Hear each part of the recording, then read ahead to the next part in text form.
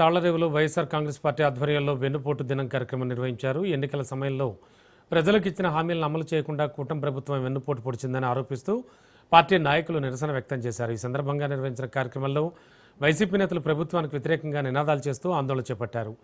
ఎన్నికల ముందు ప్రజలకు ఇచ్చిన వాగ్దానాలను ప్రభుత్వం తుంగలో తొక్కిందని విమర్శించారు.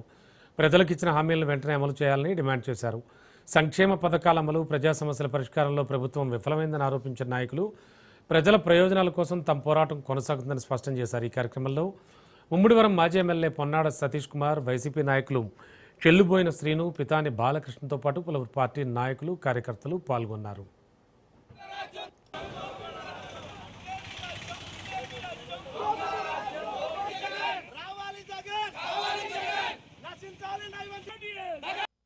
నియోజకవర్గంలో 4 మండలాల్లో ఈ కార్యక్రమం మరి సక్సెస్ఫుల్ గా జరుగుతూ ఉంది.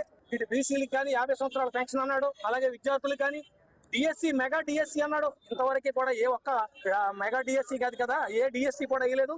ఎంత దుర్మార్గమైన ప్రభుత్వం ఎక్కడ ఉండదో, ఏదో మాయ మాటలు చెప్పేసి మరి ప్రచారం చేసుకుంటే పని పూర్తి అయిపోతుంది అనుకోవడం చాలా దుర్మార్గం. ఖచ్చితంగా జగన్మోహన్ రెడ్డి గారు మావిగా అనేటప్పటికీ చంద్రబాబు నాయుడు గారు, పవన్ కళ్యాణ్ గారు అందరూ కూడా ఉలుక్కుపడే పరిస్థితి. అమరావతిలోనే మొత్తం దోసిపెట్టాలని ఈ దుర్మార్గం ఏదైతే ఉందో ఆ దుర్మార్గాన్ని ఖచ్చితంగా వైఎస్ఆర్ పార్టీ వ్యతిరేకిస్తా ఉంది. మావిగా అనేది ఏదైతే ఉందో మావిగా అనేది జగన్మోహన్ రెడ్డి గారు ఆ మావిగా అనేది రాష్ట్ర ప్రజలందరికీ కూడా సుభిక్షంగా ఉంటుంది. తెలంగాణలో మొత్తం అంతా తీసుకెళ్లి హైదరాబాద్ లో పెట్టారు.